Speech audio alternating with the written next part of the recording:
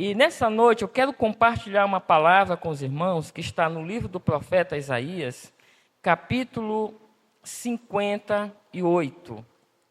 Livro do profeta Isaías, capítulo 58.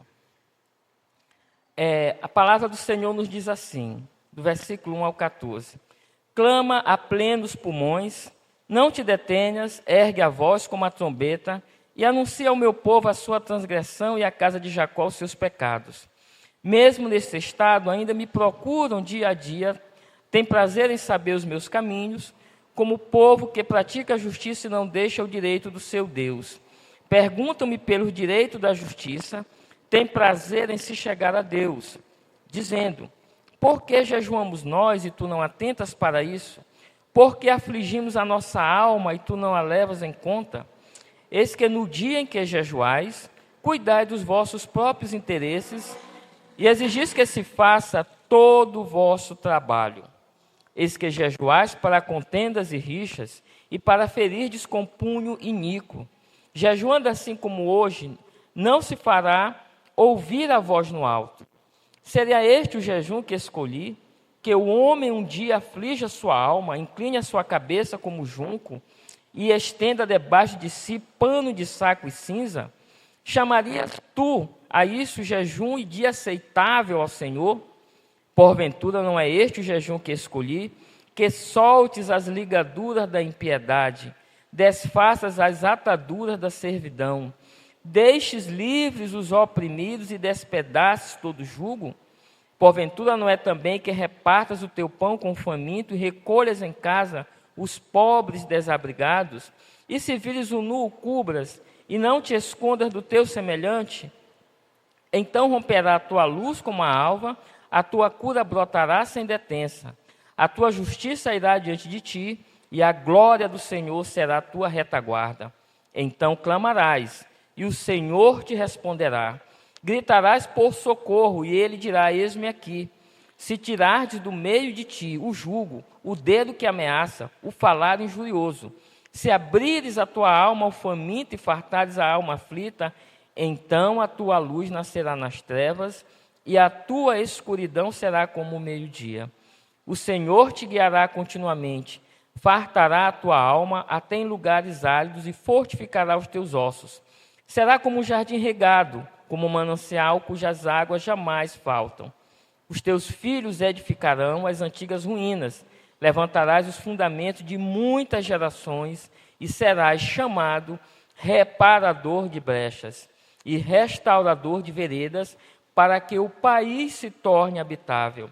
Se desviares o pé de profanar o sábado e de cuidar dos teus próprios interesses no meu santo dia, se chamares ao sábado deleitoso e santo dia do Senhor, digno de honra, e honrares, não seguindo os teus caminhos, não pretendendo fazer a tua própria vontade, nem falando palavras vãs, então te deleitarás no Senhor, eu te farei cavalgar sobre os altos da terra e te sustentarei com a herança de Jacó, teu pai, porque a boca do Senhor o disse.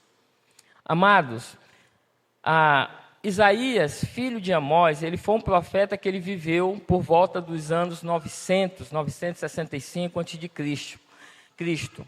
Ele viveu na corte dos reis de Judá, ele foi um homem participante da casta sacerdotal, um homem, pelos seus escritos, muito culto, letrado, com liberdade até para transitar entre essa via política também. Ele viveu também, exerceu seu ministério quando da morte do rei Uzias. E o seu ministério, ao que parece ter durado 40 anos, foi exercido também num tempo muito difícil. E quando terminou, tinha por volta dos seus 92 anos, sendo cerrado ao meio pelo cruel e perverso rei Manassés. É corrente entender que esse livro não foi escrito apenas por um autor, mas ao menos por 3. E o texto que nós estamos lendo está justamente nesse terceiro livro.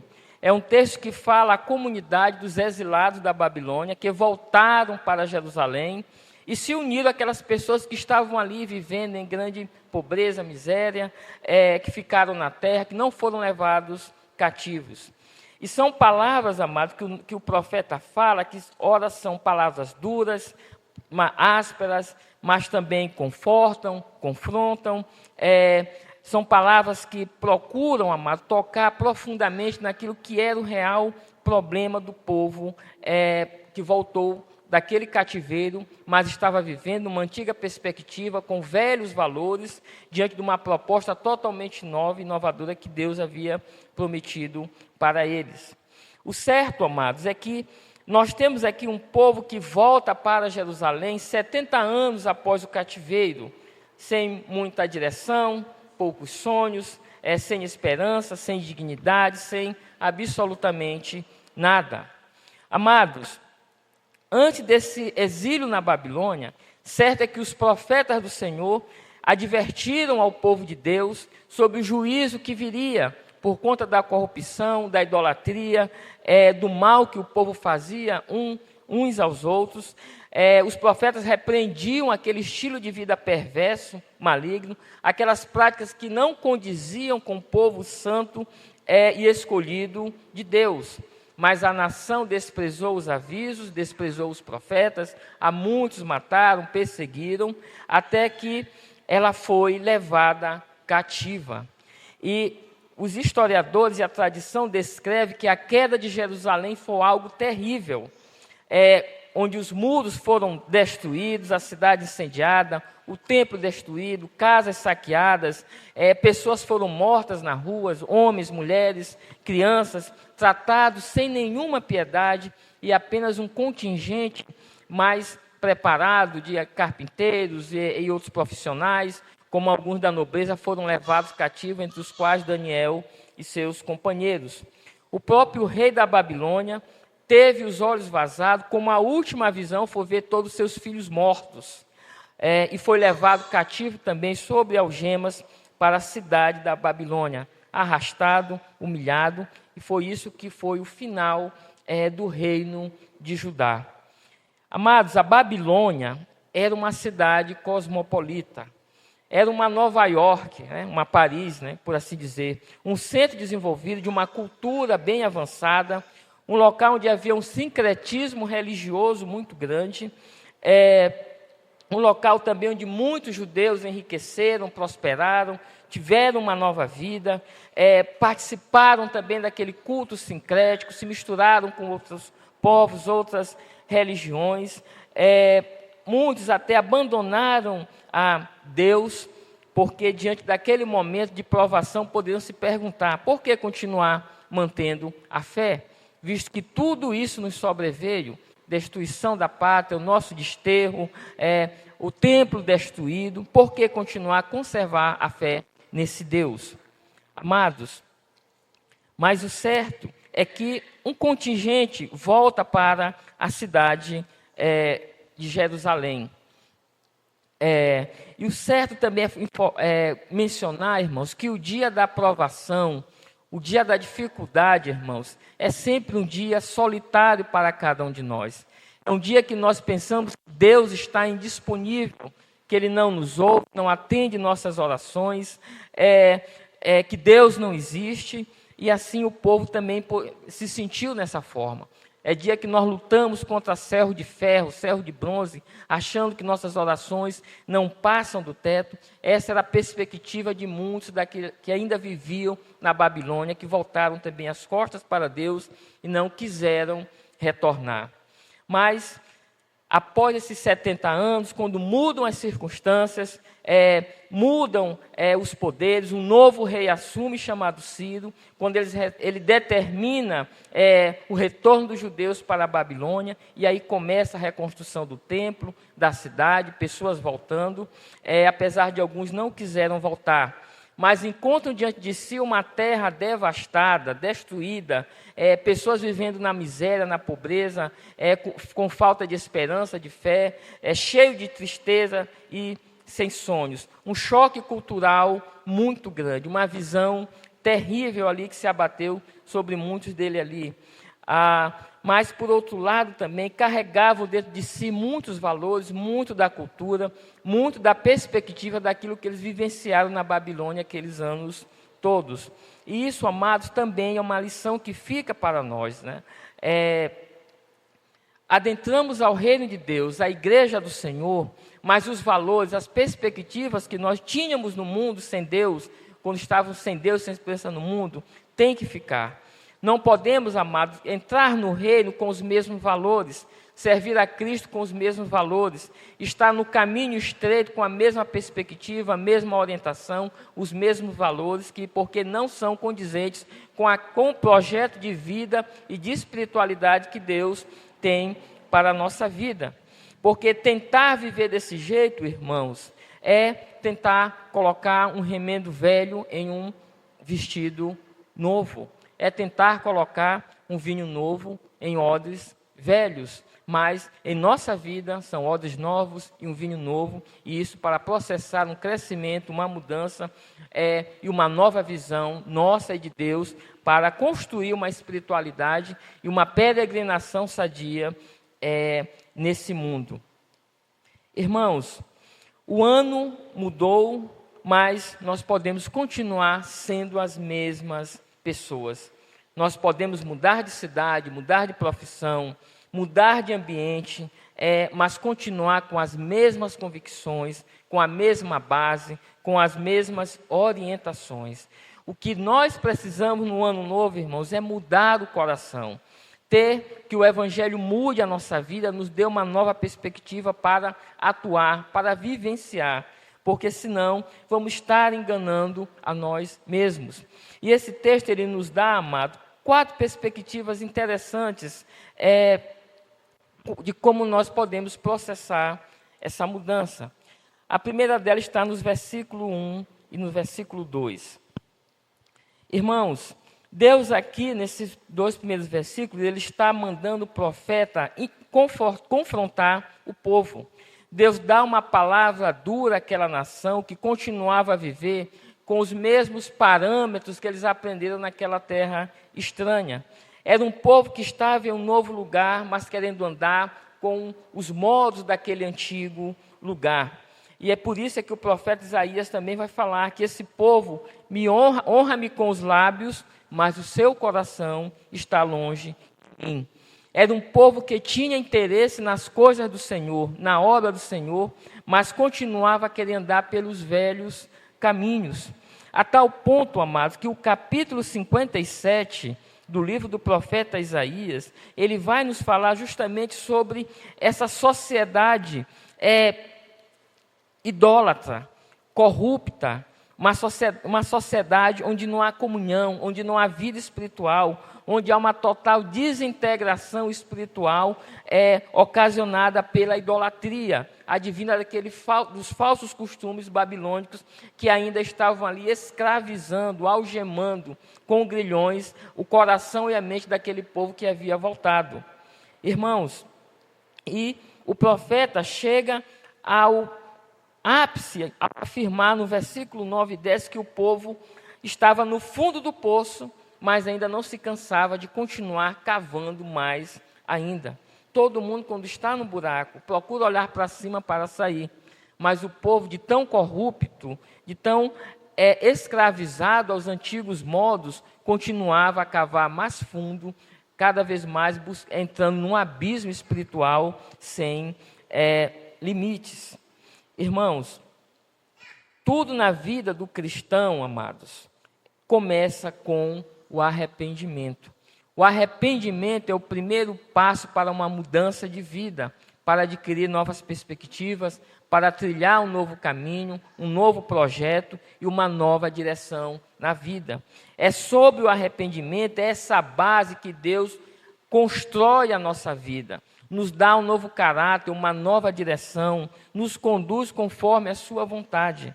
É preciso arrepender, é preciso mudar de direção, é preciso deixar os antigos caminhos, os antigos hábitos, coisas que nos escravizam continuamente a um velho modo de ser, de viver e de enxergar as coisas, não sob uma perspectiva de Deus, mas sob uma perspectiva errada, maligna e perversa.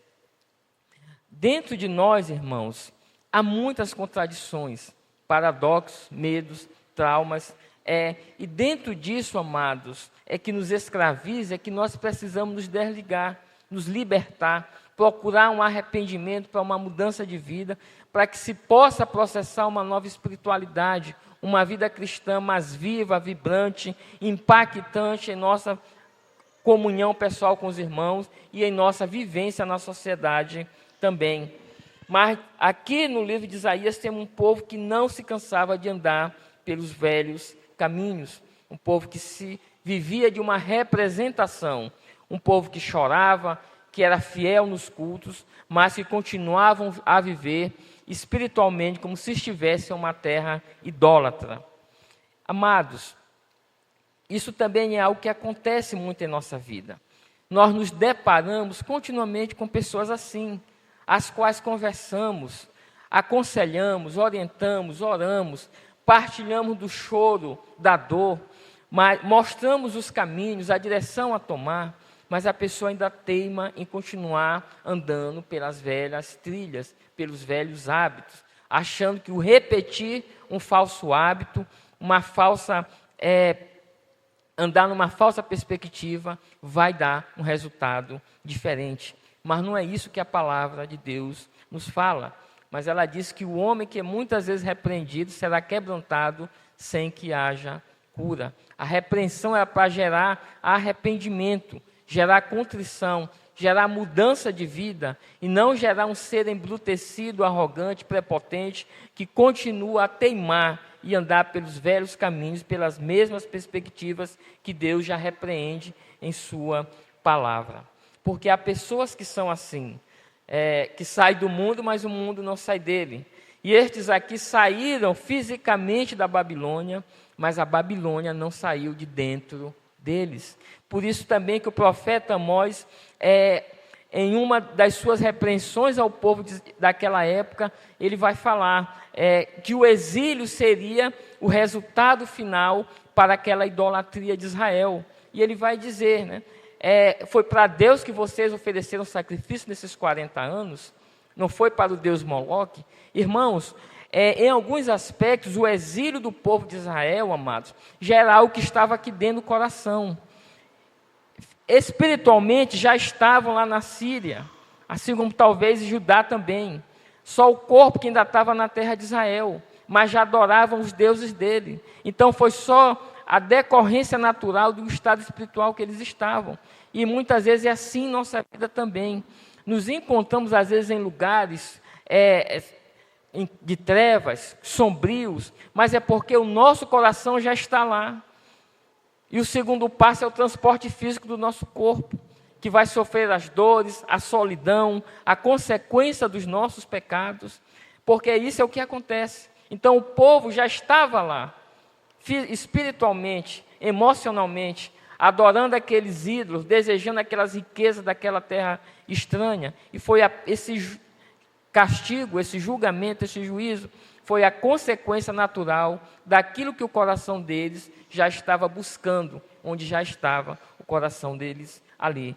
Então, amados, é uma dura advertência para nós, que não devemos também cobiçar as coisas más, porque toda a cobiça é uma forma de idolatria. Então, não cobiçarás, não idolatrarás, não devemos idolatrar, não devemos colocar nossos olhos onde Deus não quer que fiquemos nos deparando com o mal, fixando nossos olhos naquilo que é mal, desejando aquilo que é ruim, não nos deixar seduzir pela vista, pelas coisas que o mundo oferece.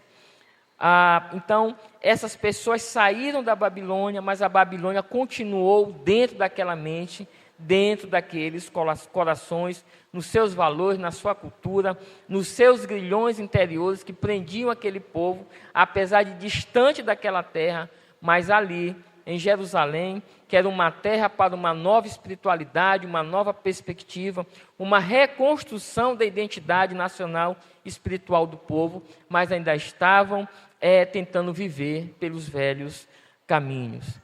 Amados, o que faz um discípulo, irmãos, é se o nosso coração de fato está transformado, é se a nossa consciência está renovada pelo poder de Deus e pelo Espírito, seu Santo Espírito que em nós habita.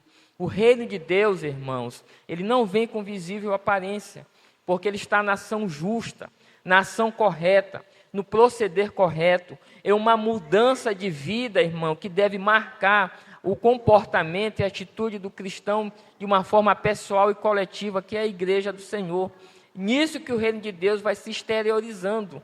Por isso que a dura advertência de Cristo, que quando diz, quando disserem, o reino está aqui ou está lá, não vá, porque ele não vem com essa visível aparência que os reinos do mundo têm.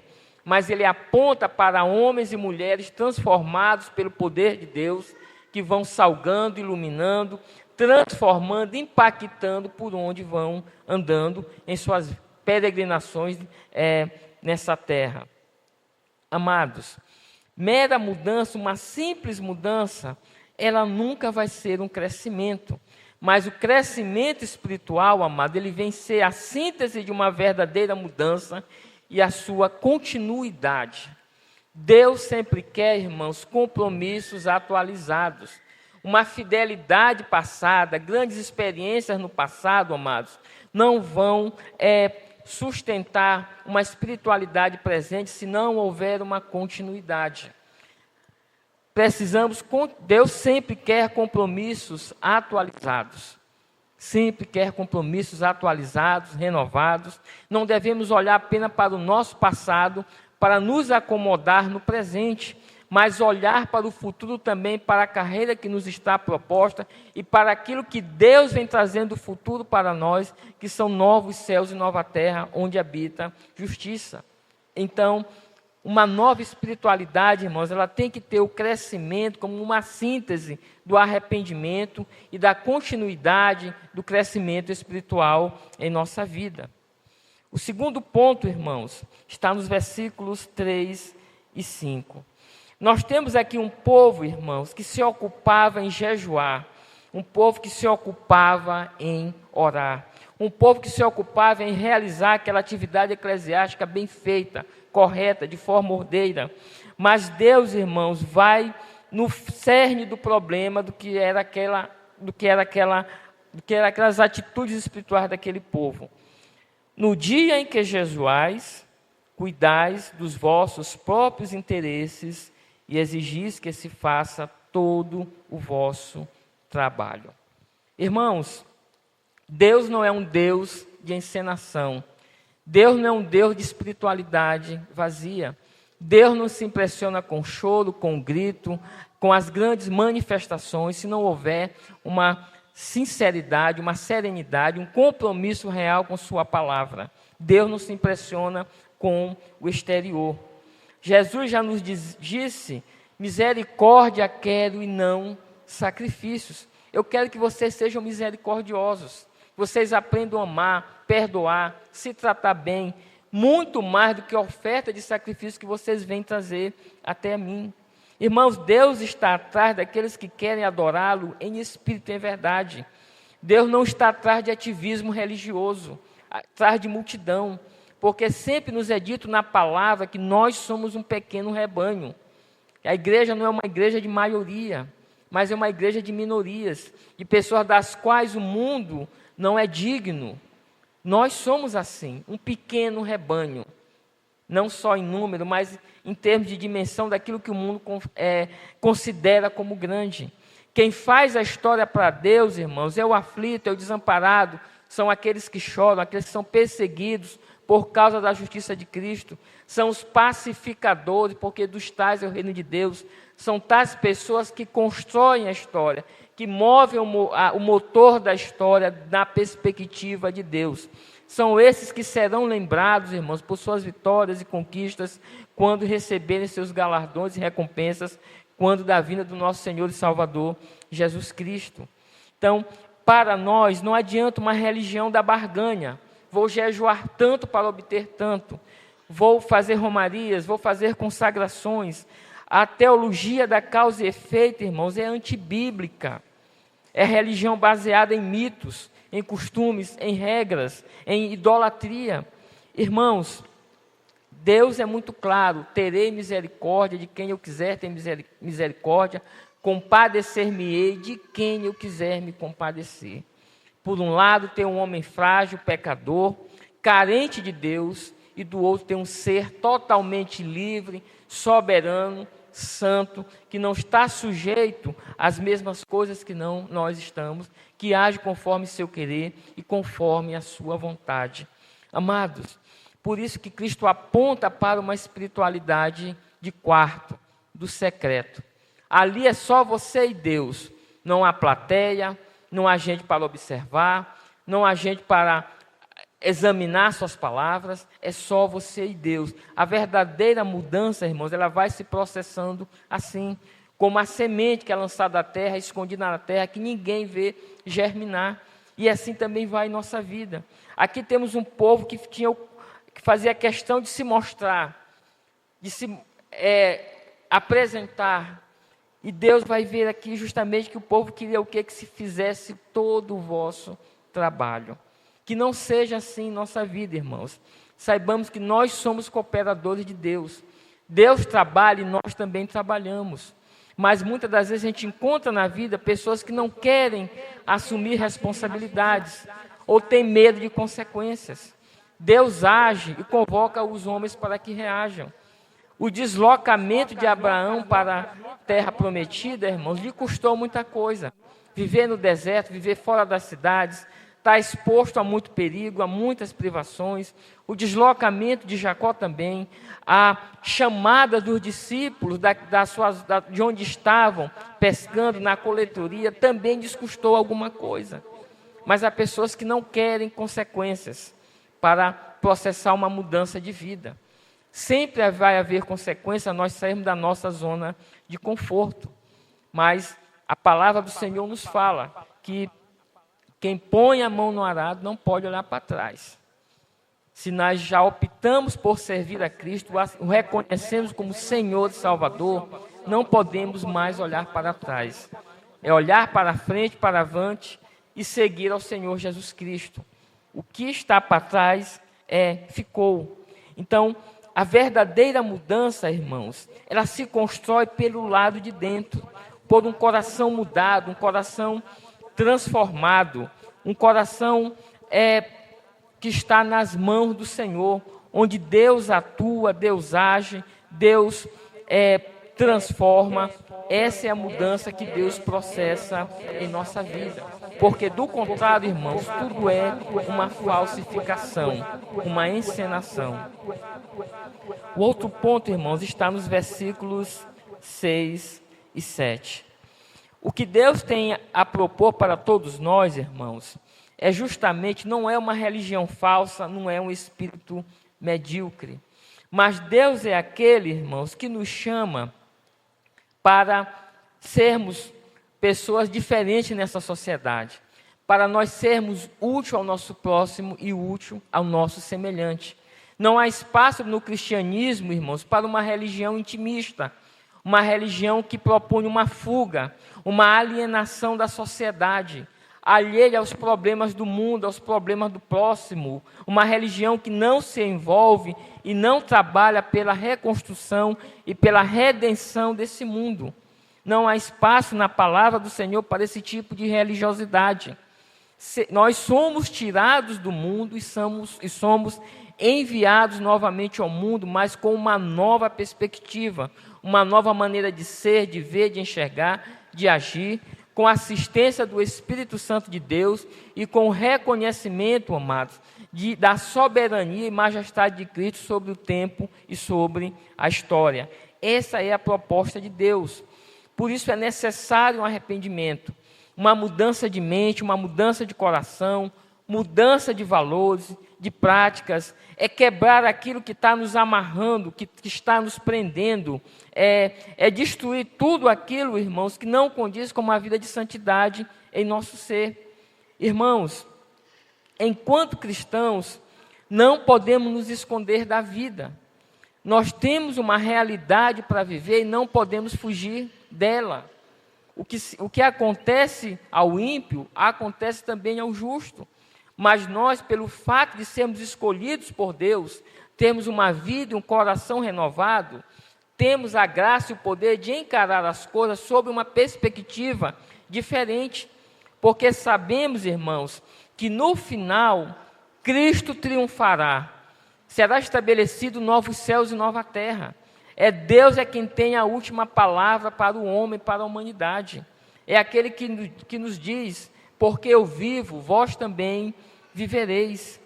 Irmãos, por isso não se esconda da injustiça, da calamidade, dos problemas, da corrupção. Não seja uma pessoa negligente, uma pessoa insensível diante do que acontece ao seu redor. Não haja com descaso, não seja irônico, não haja como se fosse um juiz do seu próximo, do seu semelhante, como se fosse o corretivo de Deus para o mundo.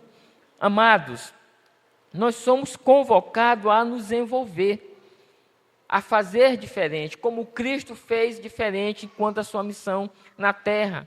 Era um Cristo que ouvia o choro da mulher viúva, era o Cristo que dava a água da vida para aquela mulher samaritana, se envolvia com as pessoas, se deixava tocar, se deixava abraçar, se deixava envolver por aquela dor daquelas pessoas que estavam ali. É esse propósito também que é dado para nós. Nós somos o corpo de Cristo, somos discípulos, e tal qual nosso mestre, assim também devemos agir em nosso cotidiano. Deus nos chama para que assim, irmãos, tenhamos uma fé singular, uma fé operante, uma fé consistente, uma fé que de fato traga impacto na vida de cada um ao nosso redor e da nossa sociedade também. É isso que ele nos está convocando nesses 2 versículos aqui, no 6 e no 7. Como diz aqui: recolhas em casa os pobres, os desabrigados, se vires o nu, o cubras, e não te escondas do teu semelhante. O cristão é chamado assim, amado, para que a sua luz brilhe no alto, onde todos possam ver. Não podemos nos esconder, nos resguardar, nos atemorizar diante do avanço do mal na sociedade, no nosso cotidiano. É o nosso papel trabalharmos pela reconstrução e redenção desse mundo também. E por último, os versículos de 8 a 12.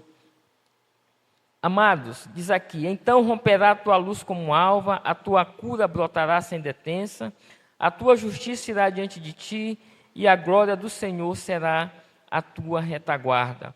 Então clamarás e o Senhor te responderá, gritarás por socorro e ele dirá: eis-me aqui.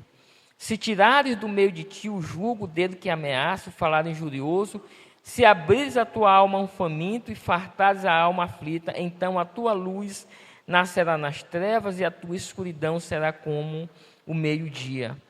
O Senhor te guiará continuamente, fartará a tua alma, até em lugares áridos e fortificará os teus ossos. Será como um jardim regado e como um manancial cujas águas jamais faltam. Os teus filhos edificarão as antigas ruínas, levantarás os fundamentos de muitas gerações e serás chamado reparador de brechas e restaurador de veredas, para que o país se torne habitável. Amados, o que precisamos, irmãos, para que Deus se aproxime de nós, é ter um relacionamento correto também com o nosso semelhante. Muitas das vezes investimos tanto em disciplinas espirituais, irmãos, e às vezes esquecemos que é no trato com o nosso semelhante, com o nosso próximo, é que vamos sendo santificados, regenerados, é que vai abrindo a nossa visão espiritual e Deus se aproxima de nós também. Temos perdido muito, amados, essa perspectiva do serviço ao próximo, de ajudar um ao outro, como uma disciplina espiritual também de nosso crescimento e um fator também importante, amados, para que nossas orações sejam ouvidas. Não adianta, irmãos, multiplicarmos jejuns, orações, e esquecermos que a nossa espiritualidade também é horizontal. Tem a ver com o trato com o nosso semelhante, com a forma que enxergamos o nosso próximo também, nossos irmãos, nossas irmãs, até nossos inimigos, aos quais a palavra de Deus nos manda orar, abençoar e dar um simples copo d'água, que às vezes é uma das ações mais singulares que existe, muitas das vezes nós negligenciamos. Mas essa é a realidade, irmãos. Quem quer plantar o fruto da paz, da misericórdia, tem que começar a olhar para a forma que se relaciona com o seu próximo também. Quem quer estar perto de Deus, se aproximar de Deus, aproxime-se do seu próximo também, porque a reconciliação do homem com Deus leva também uma reconciliação do homem com o seu próximo também. Irmãos, temos que realinhar nossa vida, procurar nos revestirmos da graça de Deus, da glória do Senhor, nos tornarmos um perfume agradável para o nosso próximo também. É assim que a Bíblia coloca o cristão, como perfume de Cristo, como ovelha. A ovelha só faz o bem. E é necessário que a gente reveja também a forma como estamos tratando o nosso próximo ou nos relacionando com ele, como também ele nos vê enquanto cristãos. Amados, fazendo isso, nós vamos ter paz. Deus vai nos ouvir. Deus irá se aproximar de nós. O que levava no livro de Isaías, já desde o início dos seus capítulos, a Deus rejeitar toda aquela espiritualidade, era a forma errada, perversa, pecaminosa que o povo se relacionava entre si. Exploração, corrupção, roubo, assassinatos, adultérios, idolatria. Toda essa corrupção, irmãos, levava o povo, Deus a se afastar do povo. Ainda que multiplicassem seus sacrifícios, suas orações, seus jejuns e tudo mais. Então, amados, é necessário ter o próximo também como nosso termômetro para a nossa espiritualidade. Como estou tratando meu irmão, tratando aquela pessoa que eu não gosto, o vizinho que eu não gosto, o colega de trabalho chato, enjoado, a pessoa que me perseguiu, que me odeia. Tudo isso, amados, temos que colocar no patamar de alcançarmos uma espiritualidade melhor para a nossa vida. A questão do nosso próximo também. Por isso que é necessário também olharmos isso. Como está a nossa vida? Estamos sendo bênção para as pessoas? Estamos sendo bênção até para nossos inimigos também? Podem ver Cristo em nossa vida? Podem ver um cristão, de fato, autêntico ali? Irmãos, são questões que nós devemos nos examinar. Amados, todo esse texto aqui fala sobre mudança. É necessário mudar, mas temos que começar devagar. O mais importante no processo de mudança é a direção para onde estamos indo do que a velocidade. Mude, mas vá devagar. Então, que nesse ano novo, irmãos, possamos mudar, porque o ano começou em 1º de janeiro, terminará 31 de dezembro, terá seus feriados, seus finais de semana. Como diz a palavra de Deus, não há nada novo debaixo do sol. Mas nós precisamos mudar, precisamos ter um novo ser para o novo ano e continuar nos renovando até que o Senhor Jesus Cristo venha e complete a boa obra que começou em nossas vidas. Amém.